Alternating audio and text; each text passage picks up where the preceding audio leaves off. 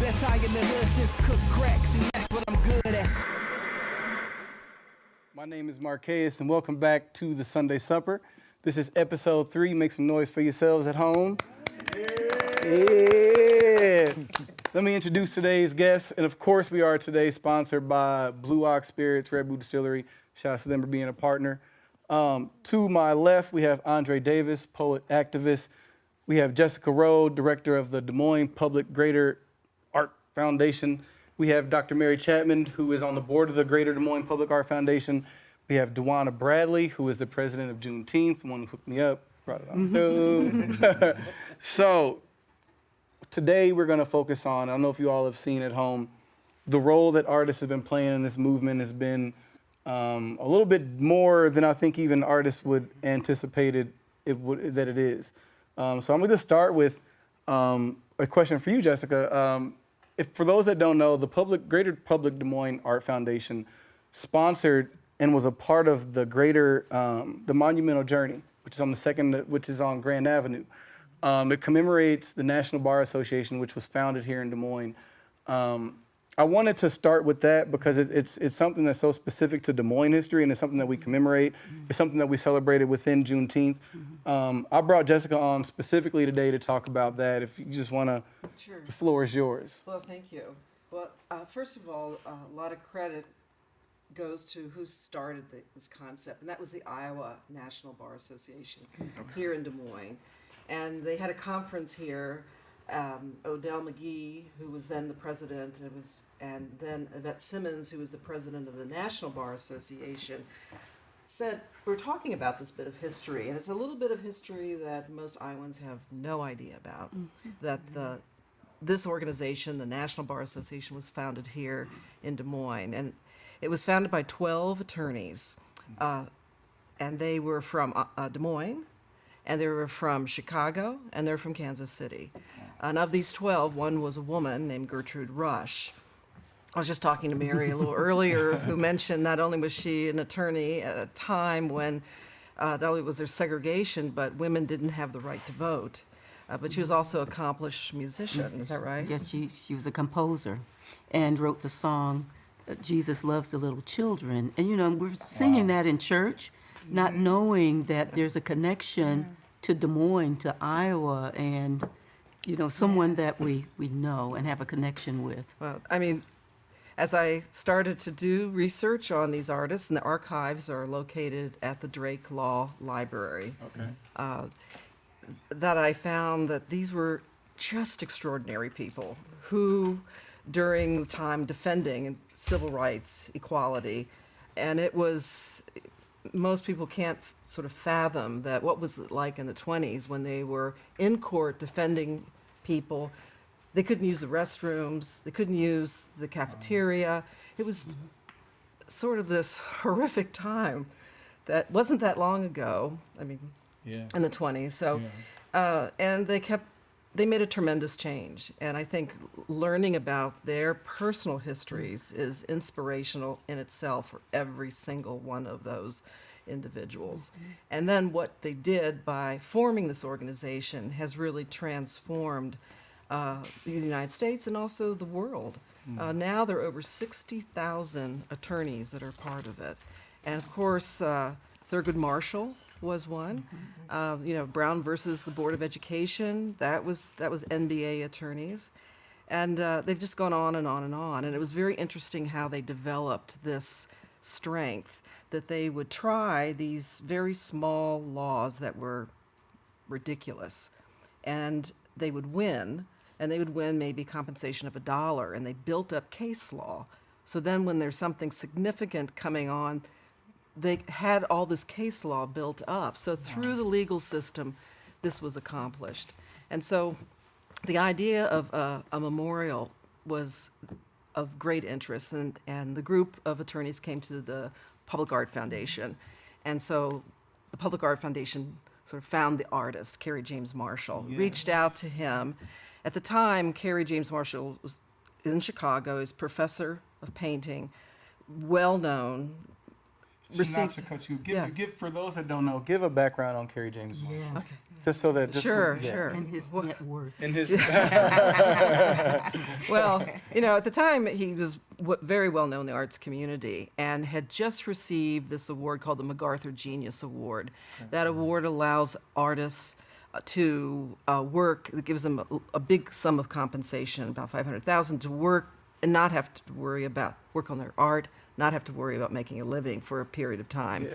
And this, I wouldn't say this catapulted him, but it certainly helped him reach a farther distance, and so his reputation grew and grew and grew. And meanwhile, we were fundraising, and it took years to fundraise. When we finally had the funds, reached back to him, he was considered a rock star in the art world. So he comes and we talk about the project, and I'd love to tell you a little bit about the project, but Kerry, something most people don't know about him. So he came and so the project was expensive. One of the reasons is that it's integrated into the landscape. Another reason is we had to go through a lot of hoops because of where it's kind of in the floodplain. So within this structure, we had to tie it into the storm sewer. So it's like building a building that's so unique that it becomes phenomenal. And so in raising the money, knowing that his paintings were selling for $10 million, Yes. I said, Kerry, I have to know your fee. Yeah. Yeah. I just kind of, just for but he waived it for this project. Wow. He waived his he fee. waived. That's phenomenal. And it is. It's just amazing. So he wanted to create a sculpture that had to celebrate, the NBA. So it's celebrating in a way legal achievements. It's about the law, but it's also about Black Americans. And so his challenge, how do you create something without using pattern or color? And so he came up with the concept of a drum called a talking drum, and it's shaped like an hourglass. And what he did is slice through the middle of it, and you remember, because you interviewed him. And then he simply took these two slices and put one on top of the other and sort of balanced it to the point where it wouldn't fall off, to represent the judicial system that's balanced, but it's not perfect. And the talking drum was used as a voice. It has this beautiful sound, carries messages. So in a sense, carrying messages. And then the balance has to do with the justice system. The brick, initially, it was going to be fabricated in California, and he decided that he would just build it here, have it built here. And he wanted this black brick. It was magnesium iron spot brick. Wow. But to make this brick, because it's a rounded form that's torqued, and to make it, each brick had to be cut individually. And then fired, and there are 14,000 bricks, which are in this sculpture. And the engineering was magnificent. So because of him working with the engineers, we're able to push that top drum a little farther out. So standing underneath, it is sort of daunting. It will not fall. But brick is an interesting medium because historically, a lot of early American architecture was built with brick, and it was built by slaves. So it has many, many different layers of meaning. And we wanted to make it shorter because funding was difficult, and he said as only he could calmly, it is a monumental journey. It has to be monumental. So it's 30 feet high. It's the tallest sculpture in Des Moines in the 20th and 21st century. Wow.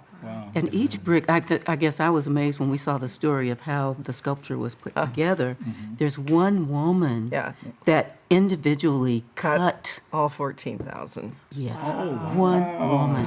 Wow. Yeah, it's just, and then within Iowa's connected to it because I think the infrastructure went to like Shenandoah, Iowa, or I want to say Clarion. There's Clarion. a steel manufacturer. And so we went to see it, and then they put it on flatbeds of Together steel before frames coming here. in 2 pieces, and then it's placed on, welded together, and on top of the infrastructure.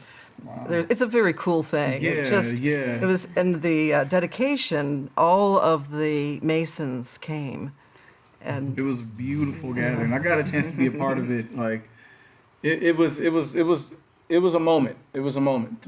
It was, and I wanted to thank y'all for allowing me to be a part of it. That's why I thought it was important to bring them on today and just talk about that. It's so huge in the history of Iowa, especially with what we're going through socially right now.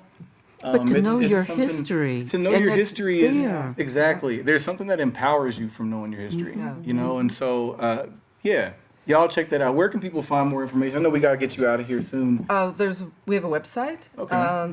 There's also a documentary that Cole Norm produced. Yeah. That's on our YouTube channel that the foundation funded. And also it's right on Grand Avenue and Second. Exactly. You can't miss So it. the aspect about public art is that it is public 24/7. Yeah. Well, Jessica, thank you so Thank much for you. coming on today. This is thrilling, and I'm sorry I can't stay longer. Oh no, we're gonna bring you back. This is We'll do something. it this is again. something- Yeah, because there are other exciting projects that I think That we're Mary going can talk to about. For sure. Hopefully. If you want to talk about I don't know if you want to, what did we talk about? We can What talk about the bus, basketball courts and the in basketball theory. swish. Oh, We can talk yeah. about swish. Yeah. So as y'all can see, we got some things that we can get to. Just the We'll be right back, occasions are- and we'll continue our conversation in just a moment. Thank you. Thank you.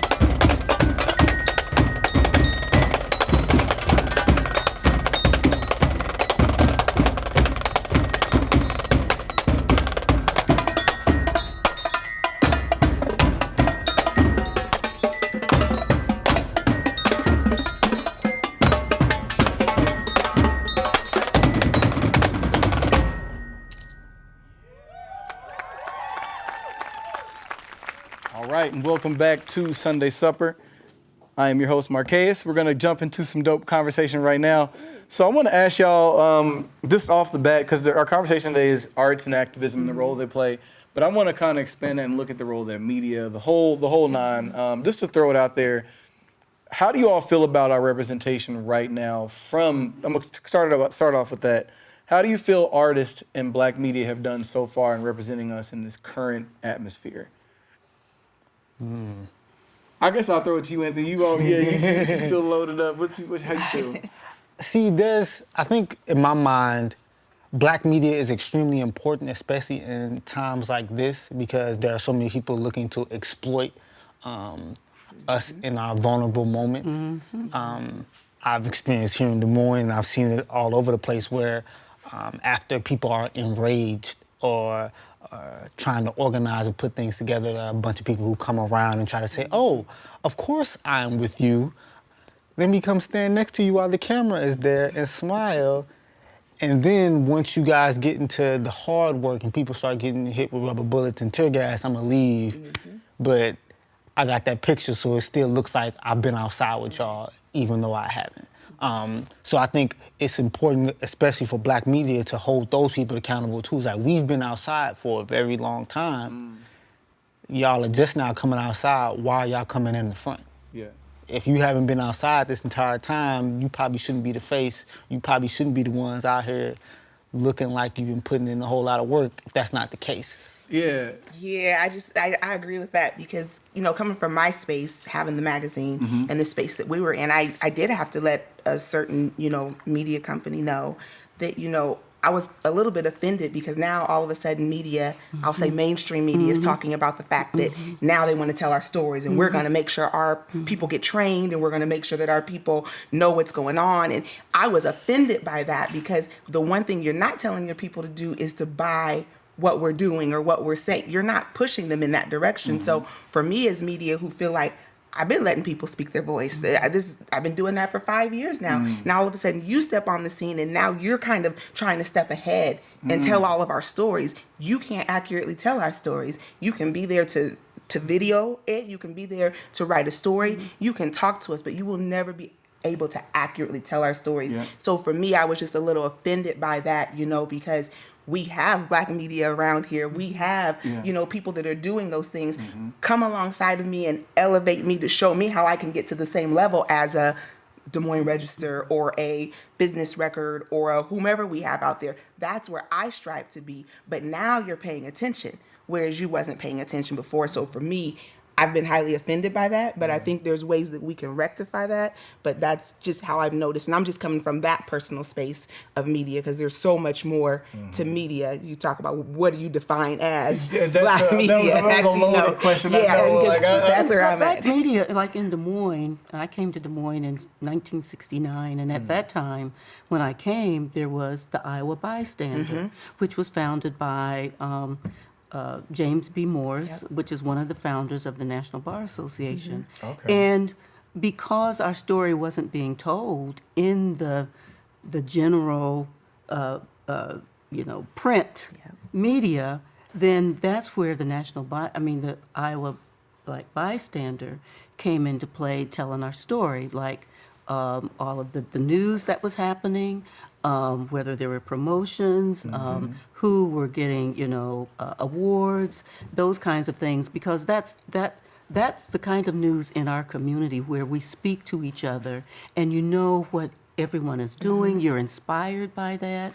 And so from the Iowa Bystander, then I was so pleased when the Urban Experience came along, because the Des Moines Urban Experience, because there was another outlet for us to tell our story. Like all of the organizations in Des Moines that are uplifting, like young people and, whether it's artists or whether there's social, justice work that's going on, there's a place to tell the story. We couldn't tell it in...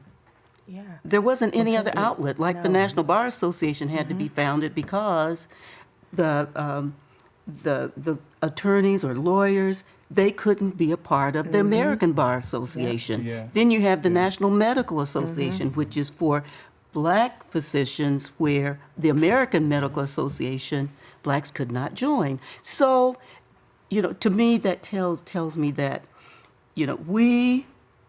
we've never been deterred from moving forward. I mean, even though we're having we're experiencing challenging times now, but this isn't the first time that we've had challenging times. But we've never had times like this to stop us. So, because there's always, we always find a way, just being innovative, creative, finding another way. If we can't, be included, then it's like you find another way. You don't let that stop you. So when you talk about media and what's happening right now, yes, it just seemed like there's a lot going on with a lot of panels and, a lot of stories and a lot of, and it's like, where were you last? I mean, this isn't new. Where were you last year? It's not all the type new. of stories you allow on your platform, because some of these platforms, like, yeah, we'll let you come on and say how these are non-violent protests and what your goals are.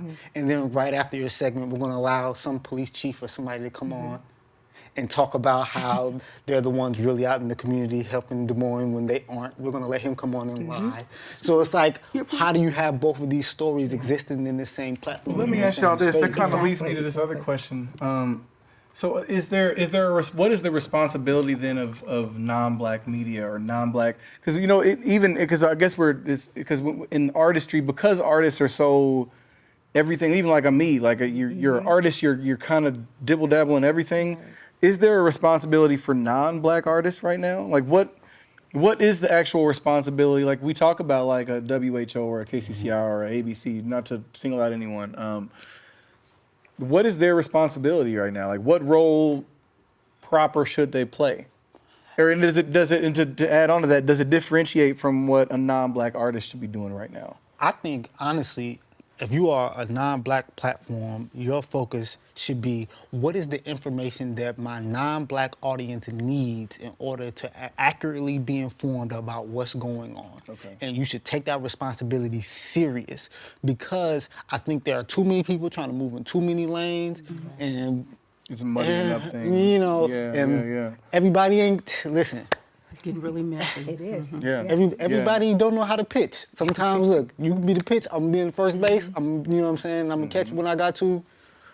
You do your thing. Everybody can't do the same thing. So I think, in my mind, if you are a non-black media platform, your job is, or what is my platform. Or artist platform, whatever. Yeah. It's like, what is my audience?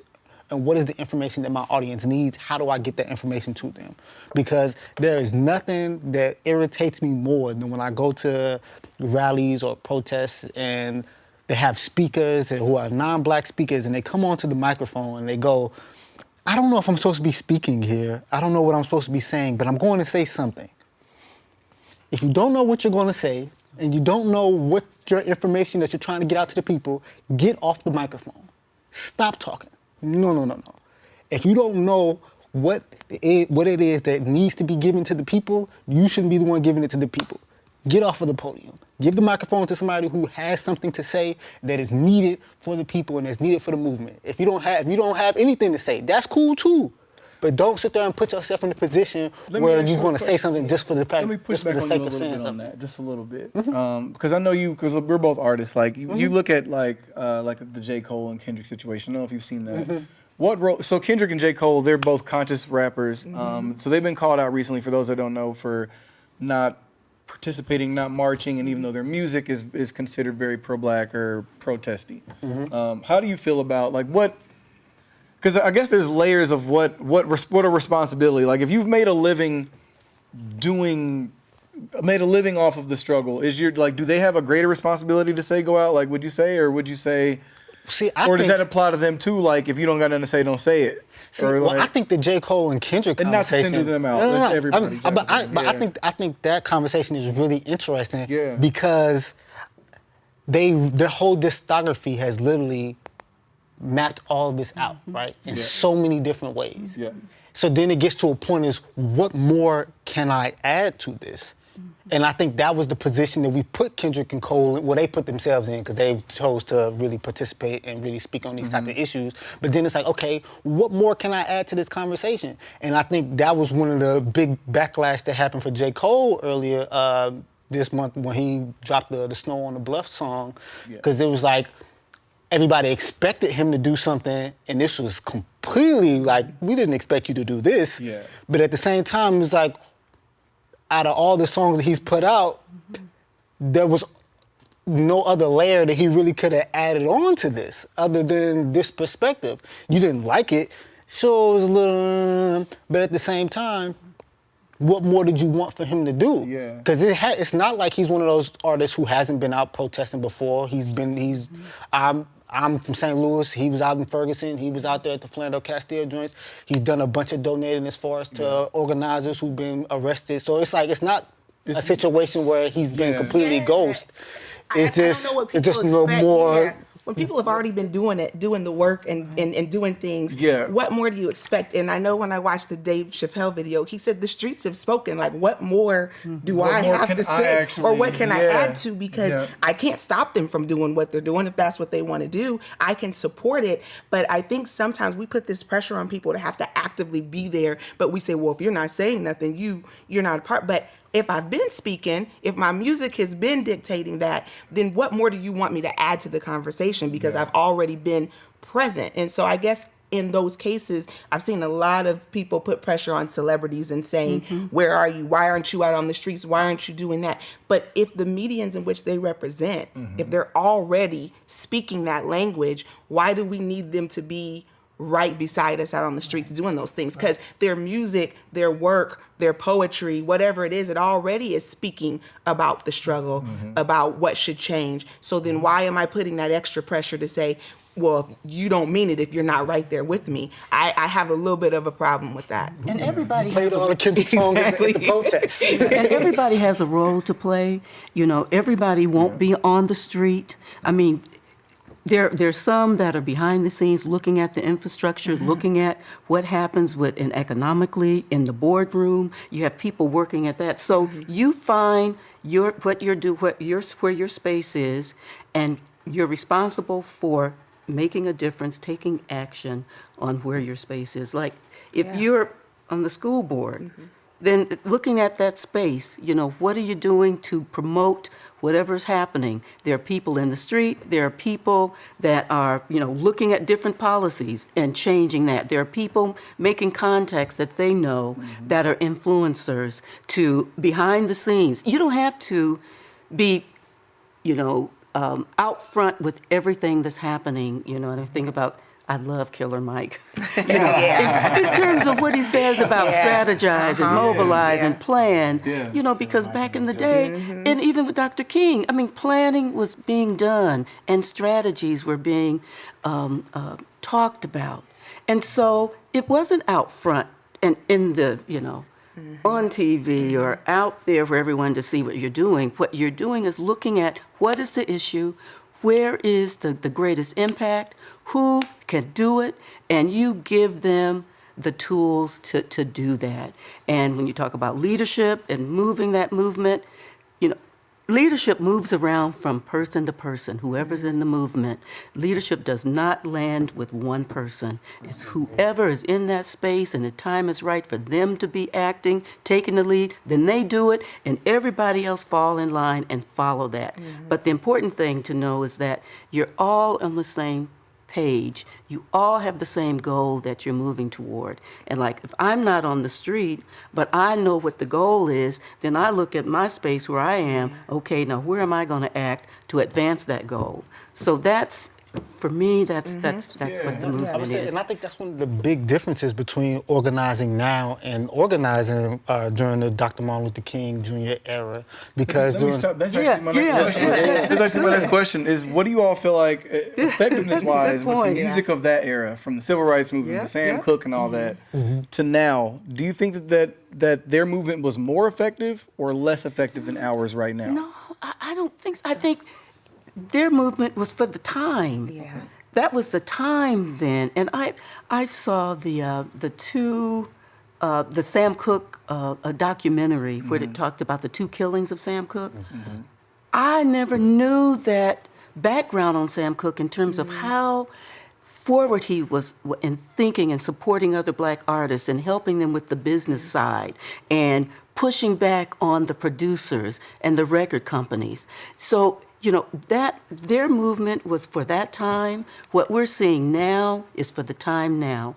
And the beauty of this is seeing young voices saying the same thing because they're seeing it. You know, those of us that we saw it before and, you know, lived it, and but now it's a different day, and you're going to have to use different tactics. But the important thing is to learn from what happened before, and take those learnings and see what happened before that we can also incorporate that now. So you don't dismiss what happened in the past. You learn from that and you incorporate that in the future with these new eyes, the new infrastructure that we see, you know, and there's a new way of, you know, you're talking about institutionalized racism. I mean, racism has a whole different face. They're just new players, but it's the same, you know. So, yeah, I think you can't say what was more effective then than now. I think what was effective then, it was effective then, and then we look at what's effective now. But I think the leaders that are, you know, leading this movement, everyone is a leader working in this movement. It's like taking the time and really looking and listening so that you can peel off what's going to be, where you're going to leverage and get the greatest impact. See, I think, my opinion, I think it was more effective. Okay. In the past, it was more I think it was So more how effective was in it the more? past. How does that like that coming from your young voice? But the reason I think it was more effective was because the laws that were set up were so ridiculous that the organizers could organize a plan and then sit there and break the law. Break the law, yeah. And then as soon as the law is broken, they already had their plan ready. They get on top of it, go make it happen. So Montgomery bus boycott, there were people getting kicked off the bus for being black and sitting in the wrong place for years, well before Rosa Parks. But it was like, okay, we're going to get our plan together first. All right, Rosa, you secretary of NAACP, yep, we're going to put you right here. We're going to boycott. Yep. So then we set up the whole scenario. The scenario happens, we get to execute our plan.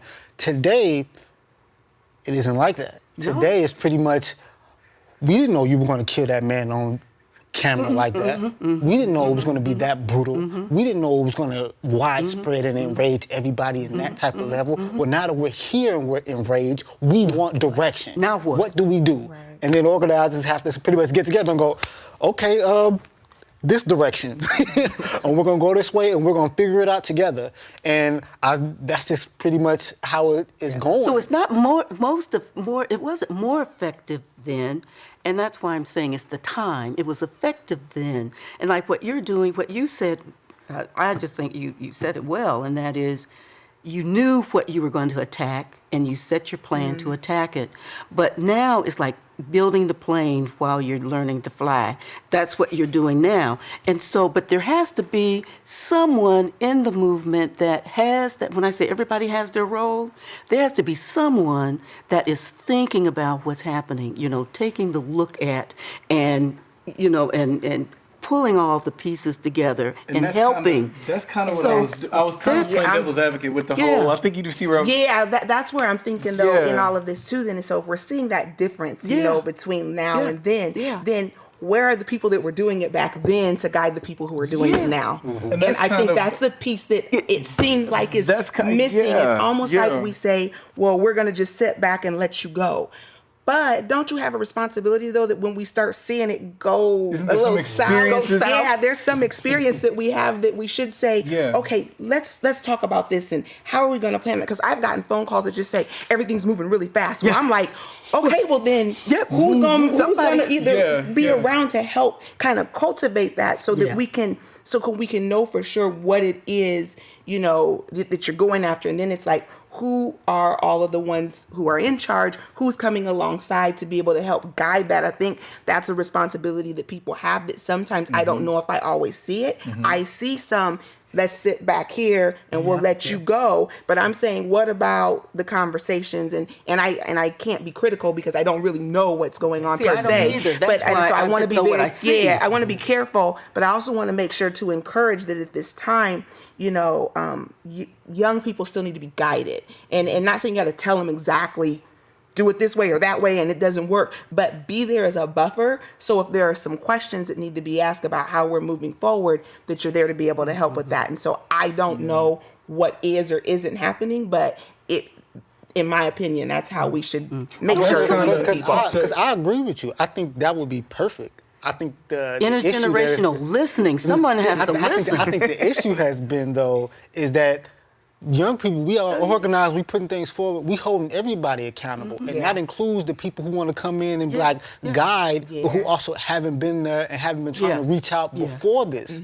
So it's like you only come in when you want to tell us that we're doing something wrong. And that's where this disconnect happens though, because I think what happens is that's the other thing is that, we've got young people. For me, I'm like, well, where'd y'all come from? Because I'm like, all of a sudden it just happens so strong and so fast. I'm like, well, where have you been? At the same time, I do encourage young people to speak up, but I think there is this generational disconnect that we have. And I don't think it's anyone's fault. I just think that we've had it. And so now that we see young people doing things, but then we have, an older generation, like, my dad's asking my daughter, like, what is it that you want? Like, what is it? What is it? Can we do? And so we don't have that. We don't have and that's what those I've been asking generational conversations. What can I do? What, how can I add value? How can I support?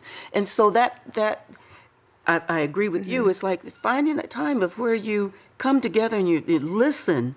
You listen to just what the pain is, where the need is, and then. How can we how can we help? How do we fix it? But you've got to have that conversation, and it has to be intergenerational. I say all this just to play a little devil's advocate, leading all the way up to this, because I wanted to touch on that. I feel like that's the main difference between that previous generation and now is that anyone can have a platform. Anybody. So I mean, you can a 12-year-old if you power bomb your sister, you can get 10,000 followers on Instagram now, and so that's what that leads me to my next question is. What responsibility does the older generation have to teach them about how to utilize those platforms properly if that older generation didn't have those platforms? And I think that's where the disconnect happens is if the older generation had to actually go about it the slow way and make connections, speak at the church one time, speak here one time, and then build it up versus like me and Anthony, we can get hot, we can drop some records, get it hot, and they're going to listen to that. You know what I mean? And so I guess it's more of a statement more than anything, but I just looking at it, like how do y'all feel like how do we bridge that? Like, cause I feel like there's probably ego communication with that too. If you know what I mean? Like, definitely a whole it's lot a whole lot of it because we can do stuff like this. See, cause you know what I mean? And that's the thing. Because I don't, in my mind, it's not the older generation's responsibility to tell me how to use my platform.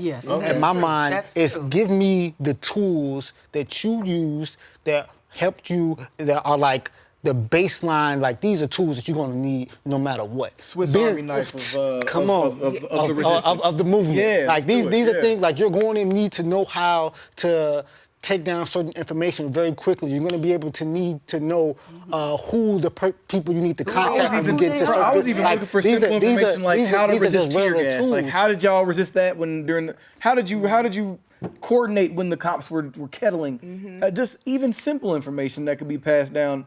Then when it comes to my platform and what I'm gonna do, you just gotta trust. And I think that's where the issue is. That's where we haven't earned their. I think it's trust both ways because you have to be open to listen. And you say, tell me what tools to use. Well, it's like, okay, what do you need? You have to identify where's the need, and then we go in the toolbox to say, okay, here's the tool that can help with that, or just brainstorming together because there's so many bright minds. There's not just one person that can tell you what to do. It's like it's all the minds coming together, and once the ideas are flowing, then they become a catalyst to stimulate something else to get the best idea. So I think it's the, how do you blend the intergenerational? And I think it's just listening because, what's happening now, I'm in the vulnerable age, and so I'm putting my mask on and I'm watching, but I want to know, okay, now, where can I, add value? And it's just connecting with everyone else to add value and push and be the wind beneath your wings so that, you're out there. But then it's the leadership that changes. I can't stress that enough. And when you go into a room, you leave your ego outside the door. That is the conversation you have, Everybody can be the lead dog, So it's like being comfortable. When someone is speaking up and they're, saying something and taking the lead, then you back up and you listen and you figure out, how can I enhance that? How can I make that better? And so then it moves back and forth. So you have to be comfortable and confident in yourself to do that. And if you have an influence on someone, then you pull that person aside to talk through that. Sometimes it's just a one-on-one kind of thing with who you have the connection with. I may not have the connection with a lot of people, but I know who I do, and so I can make the connection there. Yeah. But I just, the time is now, the moment is now, and if we don't move, we're going to lose this opportunity. Because we've done this before. I remember, I think his first name was Larry, but the Milton. Remember the shooting? Oh, I remember. Larry Milton shooting. That, I remember that, and the community was up in arms, and there was the police chief, and I remember the media. There were editorials, and at that time, Kalanji Sadiq was alive, and I remember they pulled all of us together and interviewing us, and you see. It's like repeating itself, but it's just new people. But now it is different. The stressful thing is like, how do we not lose that again? Lose that moment. Let me ask y'all another question, because I know you all have seen the Black Lives Matter portraits in front of the roads, ones in front of the White House. I've got mixed feelings on it, so I'm not gonna go. I'm not gonna, you know what I mean. How do you all feel? Do you feel like that's effective? Do you feel like that's a great way to get the message out? Do you feel like it's gonna? You laugh and you already know how I feel. I feel like it is what it is. They're words on a street. You know what I'm saying? That's what I see. Words on a street. That we're already vocalizing ourselves. And so to me, I don't know the effectiveness of it. Now, could it be to irritate the person that lives just down the street? Sure, I'm sure that might be. Like that might be resistance, by that. There's that. There might be that to it, but I think in that, I can appreciate the art, the idea behind it, the message that you want to send, but there's more that has to be done than the words that are on the street. And it's more than Black Lives Matter too. I mean, there's more to that movement. I mean, you're seeing and we're saying it, and some people are just saying it. They don't know what it really means. Just saying it. Yeah. It's deeper than that. There is pain there. The Black Lives Matter movement has a set of guidelines. And a lot of the people who are going around screaming Black Lives Matter, but actually are acting outside of those guidelines. So they actually wouldn't even be a part of the Black Lives Matter movement. I think we need to know those things, because as I'm hearing about the movement, I'm like, okay, so what is it that you're standing for, you don't stand for, and what does that truly mean? So when I say it, I don't want to say it because I don't even know what it all means yet. So I think it's irresponsible for people to just chant it and say it if they don't know what they're talking about or see the words on the street. If you don't know what that means, you got to be very careful. But they have a website though. So everybody go check out the website. Black Lives Matter. And a lot of people don't check. I mean, when you talk about reading substance, but I think some people didn't even know. I think there's a website. Like there's a website. You can go to Black Lives Matter, and then it has all the guidelines. I want to say it's like 10 or 12. It's not a whole lot, and they map them out very clearly. It's like, these are the guidelines of the Black Lives Matter movement. If you are acting outside of these guidelines, then you are not a part of the Black Lives Matter movement. But who's holding them accountable? You could be acting outside of that. But who's holding the ones who are and I think who are holding those outside of that? And I think that's why I even asked it. Is just looking at who's. Because it circles back to the whole conversation about arts and the role of activism. Because I'm sure there's an artist who's just thinking, yo, I painted this in front of the White House. The president's going to see this every day. It's going to be on his mind every day. But it depends. But if he's creating but that's the thing. If necessarily. if it's a double-edged sword that you're creating, and that's kind of what I'm getting at. Is the movement useful as a populist movement? Like, is it useful as like Black Lives Matter has almost become like Gap or like McDonald's? Like, it's almost become like a popular thing to household just name, yeah. just like put on your business, and now it looks like you're a part of the movement. You know? Now you support equity and inclusion. Yeah, and so I think And that's what everybody I'm. has their Now own you care about diversity. interpretation. Yeah, And I yeah. don't think we can ever get around that because we're so diverse. And when we read and see things, we interpret it differently unless there are, like when you're saying, if there's like three priorities. I mean, keeping it simple. Like this is what it is. And when you say holding accountable, I mean, if it isn't happening, it's like calling them out and peeling them off. But I'm learning about this too as it's going. And I hear Black Yeah, Lives so am Matter I. and I see the founder, the founding, on TV, the founders talking about Black Lives Matter, and each activity is different in every city, even though there's some similarities, but they're each different, which they probably should be a little different because each community is different and you're addressing different things. But in our community, if we had just that basic having some guiding principles and finding a way, when you talk about media, finding a way of printing out, making available, what are the guiding principles of Black Lives Matter?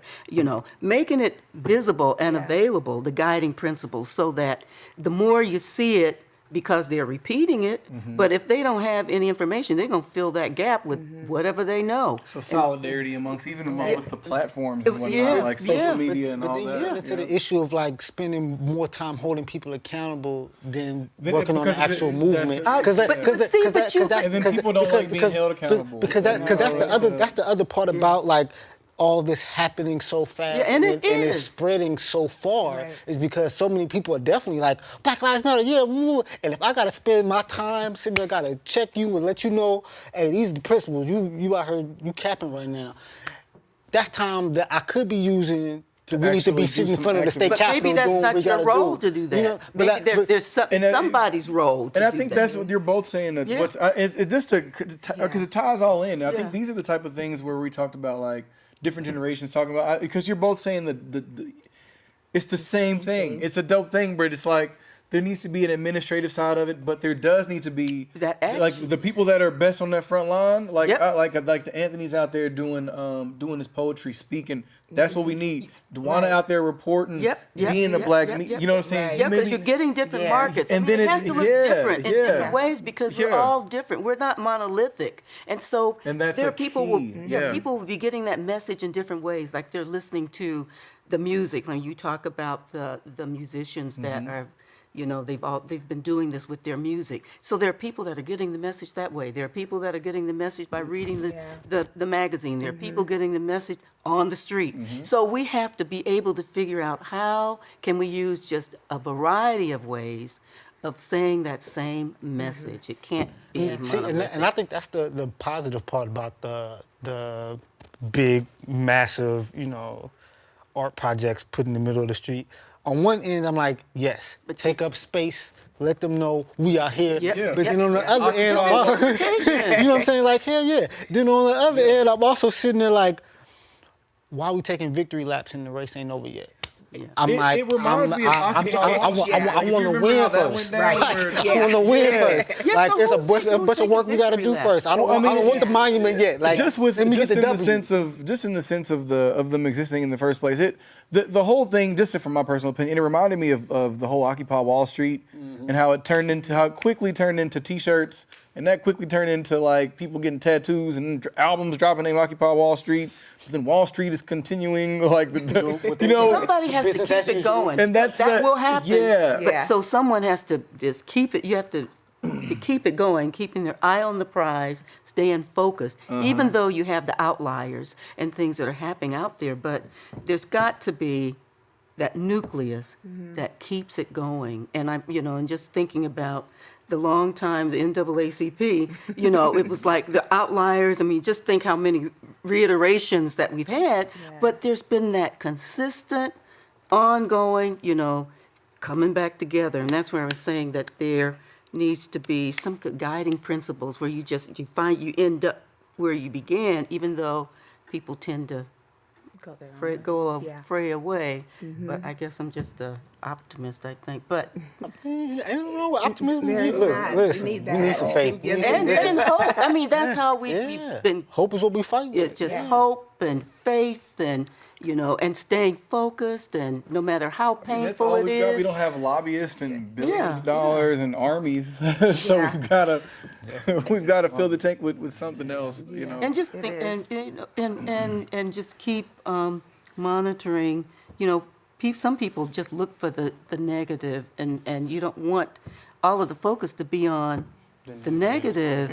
You know, that's kinda because what I they wanna- lose yeah. sight of what the real deal is, and Right. so we've got to really keep that Or minimal. only try to put the negatives on one particular group. Because I've noticed a bunch of But people it's talk blending about. together. I've noticed a bunch of people talking about agitators. Like, yeah, the agitators who are looting, the agitators who are, Saboteurs and all that. breaking Yeah, windows. yeah, And I'm yeah. like, yes, the agitators are ridiculous. There are a bunch of agitators who shot children with tear gas. There are a bunch of agitators who were sitting there, shot a crowd of people with rubber bullets. There are a bunch of agitators who abused the community for years, to the point where the community decided to uprise because they were sick of those agitators committing violence toward them. You're right, there are a bunch of agitators, just most of them have badges.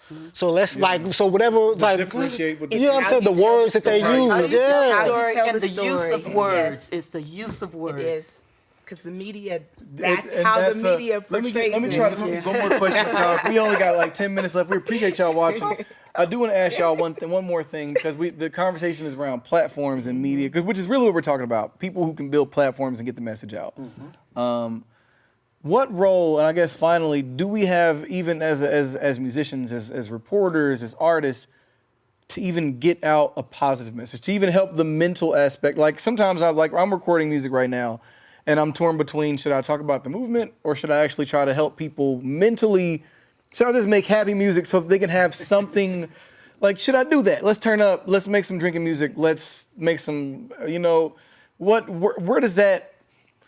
And I know that's a tricky thing, and there's, but Honestly, I say go where your skill set leads you. Right. Because I've tried to sit there and make like happy music, and I'm just not Can't good at do it. making happy Can't music. do it. That's just Right. not me. Do what you My do. art has always been an expression of what I feel, and happiness has never been a priority of mine. My priorities have always been the goals. What are you trying to set out to do? So if Yeah. I'm in here making happy music, I'll be sitting there lying to myself as far as expression, and I'll be sitting there giving something false to you as the consumer. Be a faulty product. You You know, wouldn't even so wanna I'm do not that. about to do that. I'm about to sit there and do exactly what I'm feeling. Right now, I'm pissed off. So this is the song you about to get. Boom.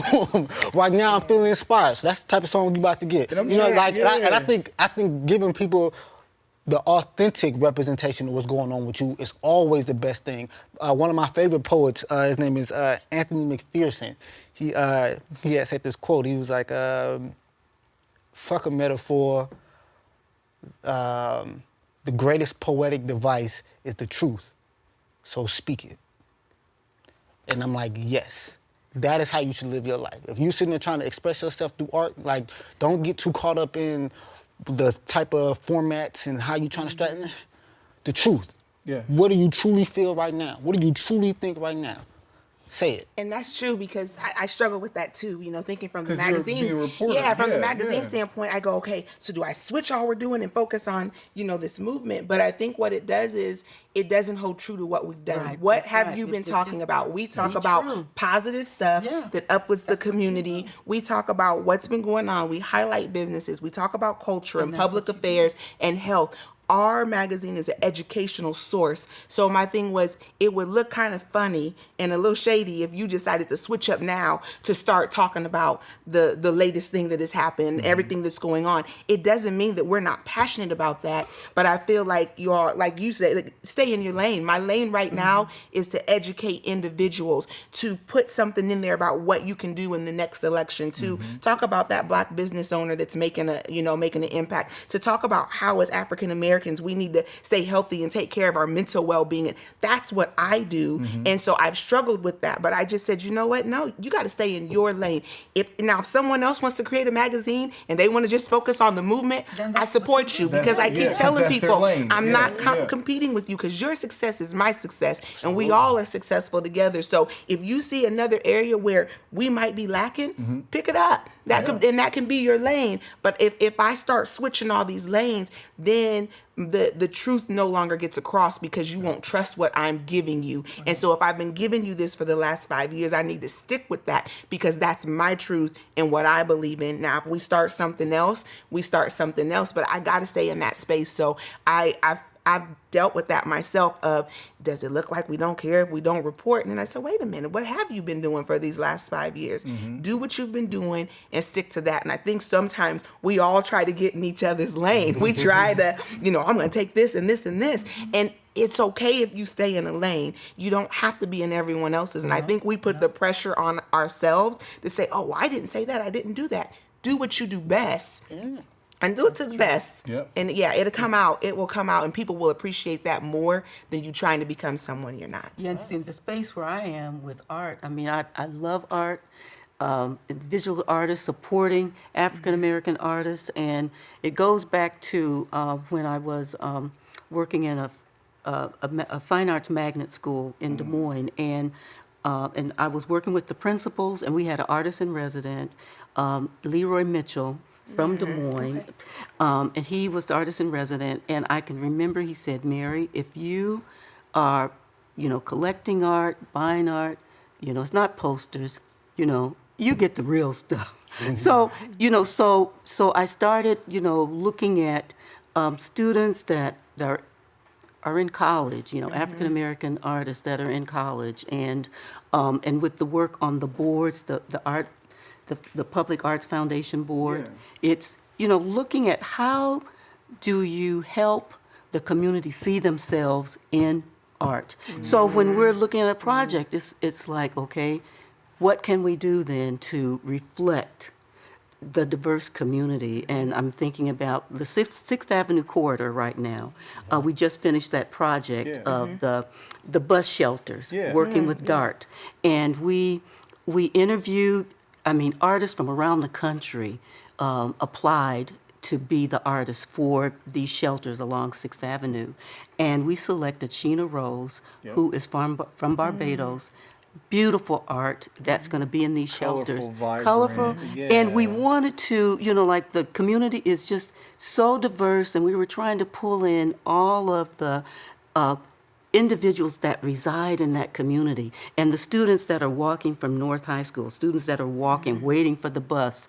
Then it becomes, you recognize who they are, and it's their community. So, and I was talking to Jessica about, the basketball court, the playground basketball. I just remember growing up that became like the gathering place where, where young men and now young women, playing basketball. So we're looking at a project called Swish, which is, partnering, looking at the basketball courts and bringing public art to that venue, to the actual venue.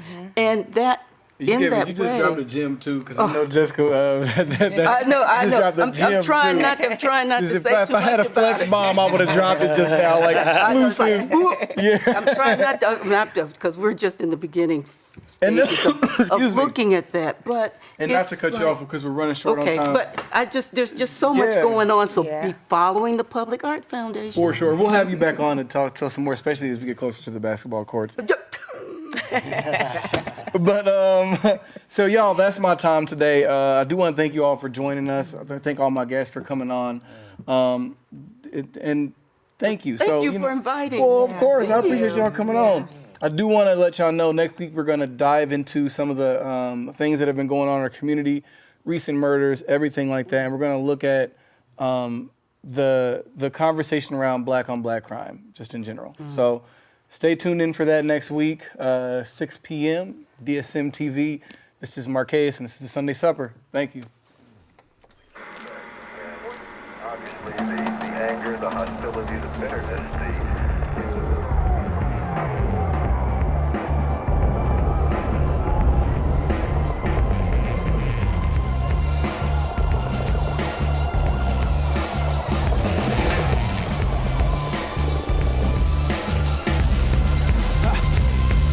to the darkness, it looks back.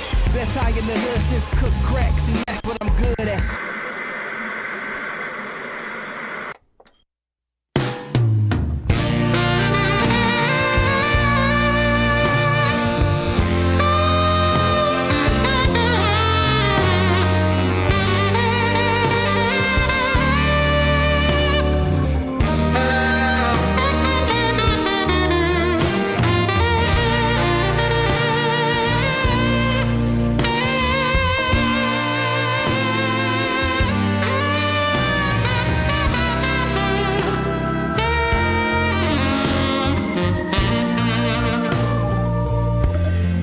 I took a spill. I hurt my pride. I had to take a long, long look at myself in the eye. It's been a bad year, and I believe I paid some dues. Oh, but it's been a good year for the blues. Hold on,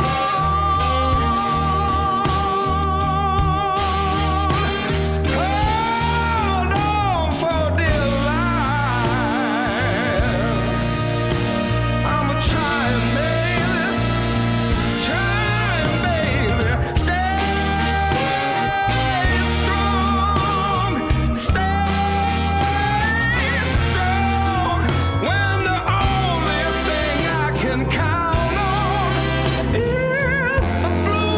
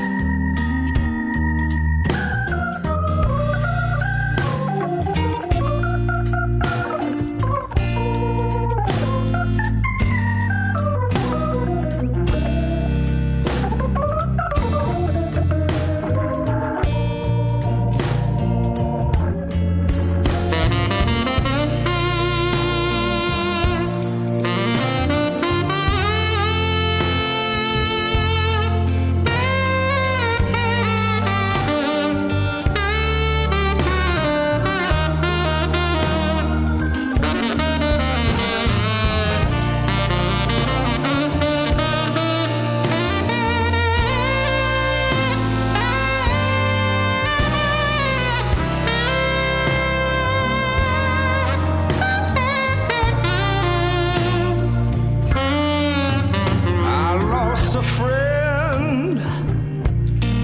Friends can't be replaced. I lost a lot of teardrops rolling down my face. It's been a bad year, baby, and I believe I paid some dues. Oh, yes, it's true. It's been a good year for the blues.